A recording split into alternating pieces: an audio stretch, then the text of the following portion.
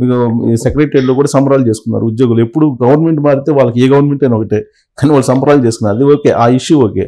మీరు మీ పర్సనల్గా ఇంతవరకు పొలిటికల్ జర్నీ చేశారు కదా, జర్నీ చేసినప్పుడు మీకంటూ ఒక పర్సనల్ ఐడెంటిఫికేషన్ రావాలని కోరుకుంటారు కదా. కానీ ఇప్పటికి కూడా కేసీఆర్ అన్న కూతురు అనేది ఆ ఐడెంటిఫికేషన్ వస్తున్నప్పుడు మీకు ఏమనిపిస్తుంది? ఏమనిపిస్తుంది? తప్పదనిపిస్తుంది. ఎందుకంటే నేను బతుకున్నంత వరకు, కేసీఆర్ బతుకున్నంత వరకు ఆ కేసీఆర్ అన్న కూతురు అనేది మొన్నటి వరకు సీఎం అన్న కూతురు అనేవాళ్ళు, ఇప్పుడు కేసీఆర్ అన్న కూతురు అంటున్నారు. ఇక ఆయన బతుకున్నంత వరకు, నేను బతుకున్నంత వరకు అది తప్పదండి. సో బ్లడ్ రిలేషన్ కాబట్టి తప్పదు అంతే. ఇప్పుడు ఐడియా ఉన్న వాళ్ళు మేడం కాంగ్రెస్ పార్టీ అంటారు, కాంగ్రెస్ పార్టీ అధికార ప్రతినిధి అని, లేకుంటే జాయింట్ కన్వీనర్ అని, ఇట్లా తెలిసిన వాళ్ళు అంటారు. జనరల్గా సడన్గా ఎవరికైనా గుర్తుకొచ్చేది కేసీఆర్ అన్న కూతురు. మొన్నటి వరకు సీఎం అన్న కూతురు, ఇప్పుడు కేసీఆర్ అన్న కూతురు. దానికి నేనేం చేయలేను కదండి, నేనేం చెప్పుకోలేదు కదా. నిన్నది అదే ప్రూఫ్ అండి. నేను అక్కడ వెళ్ళి నేను సోఫాలో కూర్చొని నాతో మాట్లాడే వాళ్ళు మాట్లాడుతుంటే సడన్గా వీళ్ళు వచ్చి వాళ్ళు పొరపడుతున్నారేమో, నందిని గారు అక్కడ ఉంటే వాళ్ళు కన్ఫ్యూజ్ అయ్యి ఇక్కడికి వచ్చారేమో అనుకొని మేడం అక్కడ ఉన్నారు అని అంటే, లేదు మేడం మీరు రమ్య మేడం కేసీఆర్ అన్న కూతురు అని తెలిసే మీ దగ్గరకు వస్తున్నాం మేడం అని. వాళ్ళకు ఇప్పుడు నేనేం మంత్రి హోదాలో లేను అని, నేనేం లేను, నేను వాళ్ళకి ఏం పనిచేసి పెట్టే స్థాయిలో కూడా ప్రభుత్వం లేను. కానీ అయినా కూడా వాళ్ళు వచ్చి నన్ను పలకరించడము అని అంటే అది ఆప్యాయతే కదండి. బికాస్ ఆఫ్ కేసీఆర్ అన్న కూతురు అనే కదా మీ దగ్గర వాళ్ళ బాధను పంచుకుంది.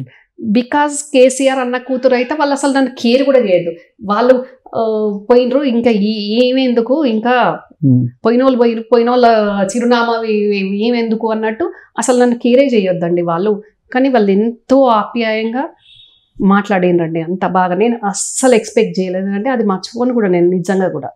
నెక్స్ట్ టైం వెళ్ళినప్పుడు కూడా వాళ్ళ ప్రాబ్లమ్స్ ఏంటో వీలైనంత వరకు నేను బట్టి గారితో కానివ్వండి, ఇంకెవరితోటైనా వాళ్ళ పనులు డెఫినెట్గా అన్ని సంవత్సరాలు సేవలు చేయించుకోక వాళ్ళ ప్రాబ్లమ్స్ సాల్వ్ చేయలేని డెఫినెట్గా మా ప్రభుత్వంలో మా నాయకులతోటి చేపిస్తానండి పక్కగా.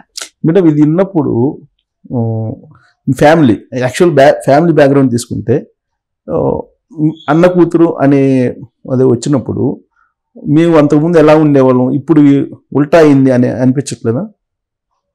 దీనికండి నాకేమనిపించట్లేదు. అంటే ఇప్పుడు ఏదైనా ఫైనాన్షియల్ స్టేటస్ని బట్టే, మొన్న కూడా రేవంత్ రెడ్డి కూడా అన్నాడు, మా కులపోడైనా సరే ఫైనాన్షియల్ స్టేటస్ని బట్టి మేము పూర్వడైతే బయట కూర్చోబెడతాం లేకపోతే లోపల కూర్చోబెడతాం అని కూడా అన్నాడు ఓపెన్గా. సో అలానే ఈ ఫైనాన్షియల్ స్టేటస్ మారినందువల్లే ఈ వ్యత్యాసం వచ్చిందా? ఎప్పుడు అంటున్నారు? కాంగ్రెస్లోనా అక్కడ? కాదు, మీ ఫ్యామిలీ ఇష్యూస్. ఫైనాన్షియల్ స్టేటస్ అంటే అసలు ఒక టైంలో కేసీఆర్ కంటే చాలా మంచి ఫైనాన్షియల్ స్టేటస్లో నేనే ఉన్నానండి. మా కుటుంబంలో సెకండ్ పొజిషన్లో నేనే ఉన్నాను. నా తర్వాతే కేసీఆర్ అందరు. ఇక ఇప్పుడు అంటే ఇక అది ఎవరు వెలగట్టలేరు, ఎవరు ఊహించలేరు. అది ఓకే. నేను చెప్పి ప్రీవియస్ అండి ఏంటి వాళ్ళ పొజిషన్ ఏంటి, ఎంత గ్యాప్ ఉండేది ఫైనాన్షియల్ స్టేటస్? చాలా గ్యాప్ ఉండేదండి. నేను 100లో ఉన్నప్పుడు వాళ్ళు 10లో ఉన్నారు అంటే మీరు అర్థం చేసుకోండి. అప్పుడు మీ దగ్గరికి వచ్చేవాళ్ళ ఫ్రీగా వచ్చే వాళ్ళ ఏందండి, అన్ని నా ఇంటి నుండి నడిపించిండ్రు కదా. ఇప్పుడు 2001లో కేసీఆర్ గారు పార్టీ పెడితే 2004లో ఎలక్షన్స్ అయితే ఆయన ఎంపీగా చేశారు కదా కరీంనగర్లో ఫస్ట్. అప్పుడు నా ఇంట్లోనే ఉన్నారు. 2006 కూడా ఉన్నారు. ఎప్పుడైతే ఆయన సెంట్రల్ మినిస్టర్ అయ్యారో ఇంకా ఇప్పుడు ఫ్యామిలీ మొత్తం ఎంటర్ అయిపోయి అప్పటి నుంచి కొంచెం కొంచెంగా కేసీఆర్ గారిని ఆయన కరీంనగర్కి రావడం తగ్గించడము, అప్పటికే వచ్చినా కానీ ఆయన సపరేట్ ఇల్లు కట్టుకొని దానికి తెలంగాణ భవన్, కరీంనగర్లో తెలంగాణ భవన్ అని పెట్టడం, ఇంకా నేరుగా అక్కడికి రావడం అట్లా. అంటే కరీంనగర్లో మీ ఇంటికి వచ్చి ఆయన ఉండాల్సిన అవసరం ఉంది. అంతకుముందు ఆయన ఎమ్మెల్యే కదా తెలుగుదేశం పార్టీలో, ఎమ్మెల్యే మినిస్టర్ ఏందండి, అన్న బిడ్డ ఇంటికి వచ్చి ఉంటే తప్పేముంది? తప్పు కాదు. అంటే మేమేం డిపెండ్ అవ్వాల్సిన అవసరం ఏంది? ఆయన డిపెండ్ ఏం లేదు. హస్బెండ్ కూడా పార్టీలో పనిచేసిండ్రు కదా, తను కూడా party vice president, media in charge, KCR కి ఎలక్షన్ ఏజెంట్ అన్నీ చేశారు కదా. మళ్ళీ మా చిన్న మామయ్య గారు కాంగ్రెస్లో సిరిసిల్ల సిట్టింగ్ ఎమ్మెల్యే ఉంటే పార్టీకి వచ్చారు కదా, టీఆర్ఎస్కి వచ్చారు కదా, డిపెండ్ అనేది ఏముంటది అంటే డిపెండ్ ఏముండదు కదా అందులో. డిపెండ్ అంటే నేను అనేది ఆల్రెడీ అప్పటికే ఆయనకు ఒక స్టేటస్ ఉంది కదా, మినిస్టర్ ఎమ్మెల్యే చేశాడు, మినిస్టర్ చేశారు, డిప్యూటీ స్పీకర్ కూడా ఉన్నారండి అప్పటికే. అయినా కూడా అప్పుడే పుట్టిన పార్టీ, అప్పుడే పుట్టిన పార్టీకి ఎవరు వస్తారు, సిట్టింగ్ ఎమ్మెల్యే ఎవరు వస్తారు, ఒక్కరు మా చిన్న మామయ్య వచ్చారు. పార్టీ మెంబర్స్గా హరీష్ మేము అందరం, కేటీఆర్ కవిత యుఎస్లో ఉన్నారు కాబట్టి పార్టీ మనది కాబట్టి పని చేసినాం. అట్లా పని చేస్తారా లేదా ఫైనాన్షియల్ సపోర్ట్ కూడా చేస్తారా? పని చేసాము. 2001లో కరీంనగర్లో టీఆర్ఎస్ పార్టీ ఆఫీస్ కూడా పెట్టడానికి ఎవరు ముందుకు రాకుంటే మేము పార్టీ ఆఫీస్ పెట్టి మేమే నడిపించామండి. కేసీఆర్ గారు ఎంపీ అయ్యేంత వరకు కూడా. పార్టీలో ఎప్పటి వరకు ట్రావెల్ అయ్యారు? నేను 2007 వరకు ఇంటికి వెళ్ళాను, ఇదే నందినగర్ ఇంటికి. 2007లో మానేశాను నేను. హస్బెండ్ మటుకు 2012 వరకు పార్టీలోనే ఉన్నారు. ప్రయారిటీ ఇవ్వలేదని బయటకు వచ్చారా? లేదండి, ప్రయారిటీ ఇవ్వలేదని కాదు, ఇక ఈ శకుని చేసే పనులు, పార్టీ పుట్టిన సిద్ధాంతం ఒకటి, అక్కడ జరిగేది ఒకటి,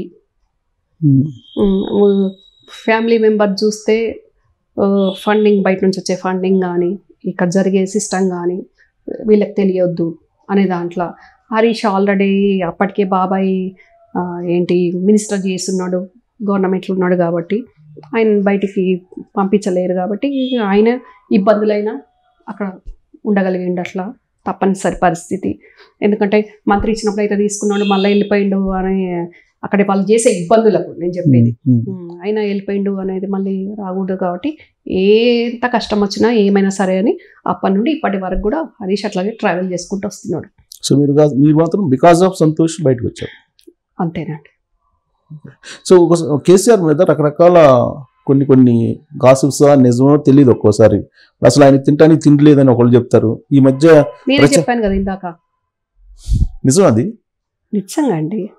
అంటే అంతఃపుర అంటే ఊర్లో ఇప్పుడు మా అమ్మమ్మలది ఆ శకుని గారి అమ్మలది ఒకటే. ఫస్ట్ నుంచి నాకు బుద్ధి తెలిసినప్పటి నుంచి వాళ్ళ సెట్స్ ఏందని తెలుసు. ఊర్లలో పెద్ద పెద్ద ఇల్లులు ఉంటాయి, అది అందరికి తెలిసిన విషయమే. ఆ ఇల్లు ఉండేది, కొంచెం పొలం ఉండేది, ఏం చేయకపోయేది వాళ్ళ ఫాదర్. ఏ రకంగా వస్తుంది మరి కేటీఆర్ ఇన్కమ్ ఎట్లా జనరేటర్ అవుతుంది అండి పని చేయకుంటే? మరి ఈ మధ్య కేటీఆర్ ఒక మాట అన్నారు, మేము మా ఫాదర్ అప్పుడే మేము భూస్వాములు అని. ఇది మేము ఫాదర్ సైడ్ అండి, సంతోష్ కేటీఆర్ మదర్ సైడ్ కదా, మా సైడ్ కాదు కదా. సంతోష్ సంగతి చెప్తున్నారు మీరు, నేను అడుగుతుంది కేసీఆర్. అవునండి, అదే చెప్తున్నాను కదా. ఇప్పుడు నిన్న నాకు ప్రగతి భవన్ చూసినాక అదే అనిపించింది. ఇప్పుడు ప్రజాభవన్ అయింది కదా, ఇప్పుడు బట్టి గారి నివాసము సేమ్ అట్లాగే, కొంచెం అటు ఇటు ఎక్కువ తక్కువ. కానీ మా ఊర్లో చింతమడకలో 5 ఎకరాల్లో మా ఇల్లు అట్లాగే ఉండేది. నిన్న దుర్గాప్రసాద్ గారికి ఖమ్మం డిసిసి ప్రెసిడెంట్కి అదే చెప్పాను, నందిని గారికి అదే చెప్పాను. ఎందుకు అందరు అడిగారు నన్ను, ఎందుకు మీ బాబాయ్ కేసీఆర్ గారు ఇంత పెద్దగా, ఇంత కవిత ఎట్లా ఉండదు కదా, ఇంత పెద్దగా ఇంత కట్టించి ఎందుకు ఇట్లా కట్టించిందంటే, మా తాత ఒకప్పుడు ఇట్లాంటి ఇల్లే ఉండే మాకు. కేసీఆర్ కరువు మంత్రి ఉన్నప్పుడు నక్సలైట్లు బ్లాస్ట్ చేస్తే ఇల్లు పడిపోయింది. ఆ తర్వాత మా తాత నానమ్మ పేరు మీద స్కూల్కి డొనేట్ చేశారు. మా ఇల్లు ఇట్లాగే ఉండేది, అంటే కొంచెం మోడల్ వేరు కానీ అట్లా పెద్దగా అట్లాగే ఉండేది.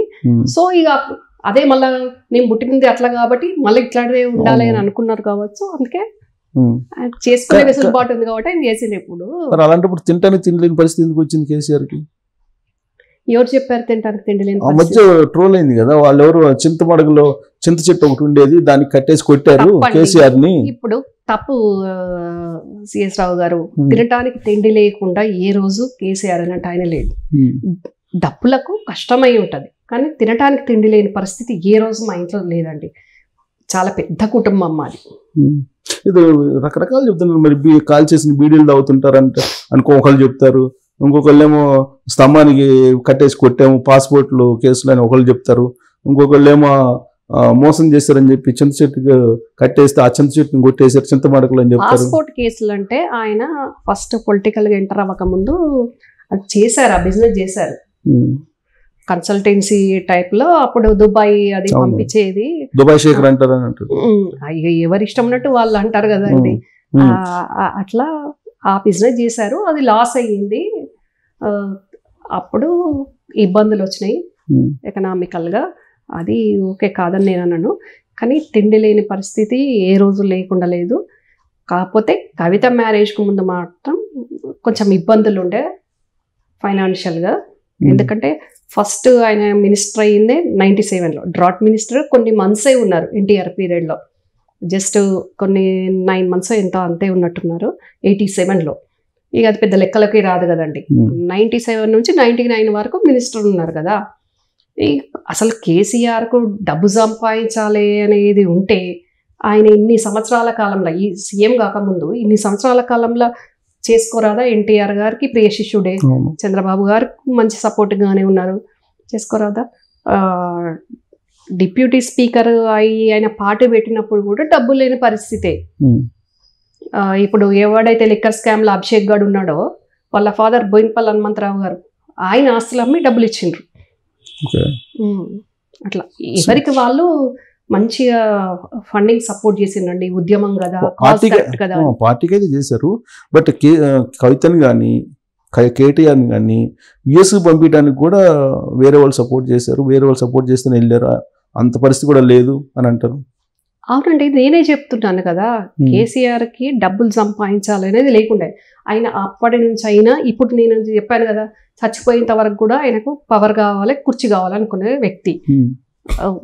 సో అందుకని ఆయన అప్పుడు డబ్బుల మీద దృష్టి అసలు పెట్టలేదు, ఫ్యామిలీ వాళ్ళను పొలిటికల్గా ఇన్వాల్వ్ చేస్తాననుకోలేదు.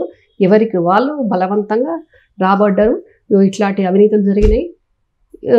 అల్టిమేట్గా జరిగింది ఏంటి అంటే కేసీఆర్ అవినీతి పరుడు, తెలంగాణ ఉద్యమాన్ని ఆ పేరు తెలంగాణ సాధించిన చరిత్ర తెచ్చుకున్నాడు. ఈరోజు ఈ మాటలను మూటగట్టుకునే పరిస్థితి వేసి పెట్టిండ్రు వీళ్ళందరూ చుట్టూన్న కోటరీ. కవిత కేటీఆర్ ఇద్దరు అమెరికాలో కప్పులు అడిగారని చెప్పి ఏం చెప్తారు మధుయాష్కి, మీ పార్టీ కాంగ్రెస్ పార్టీ, నిజమేనా అది? కవిత ఏం పని చేసిందో నాకు ఐడియా లేదు, చదువుకోవడానికి వెళ్ళింది యాక్చువల్లీ. వచ్చాక ఇక్కడ బ్యూటీ పార్లర్స్ పెట్టుకుంది. కానీ కేటీఆర్ మటుకు ఒక ఏంటి జాబ్ చేసుకుంటూ, అదేంటి ఏదో బార్లో జాబ్ చేసిండు మేనేజర్గా ఏదో అనేది అంతవరకు తెలుసు నాకు. కానీ మధుయాష్కి వేరేలాగా చెప్తుంటారు. ఇంకా నాకు అది కరెక్ట్గా తెలియదండి. మధుయాష్కి చెప్పేది నిజమా, అసలు అక్కడ ఏం జరిగిందో నాకు తెలియదు వాస్తవంగా. ఒక్కొక్కరు ఒక్కొక్క రకంగా చెప్తుంటారు. మా కరీంనగర్ అంతకుముందు తెలుగుదేశం ఎమ్మెల్యే ఉండే చంద్రశేఖరరావు గారని చనిపోయారు, ఆయన ఒక రకంగా చెప్పేది. వాళ్ళ అబ్బాయి కేటీఆర్ ఫ్రెండ్స్ ఈ బార్లో మేనేజర్ జాబ్ కూడా మేము ఇప్పించాము అని వాళ్ళు చెప్పారు. ఎవరికి ఇష్టం ఉన్నట్టు వాళ్ళు చెప్పుకుంటున్నారండి.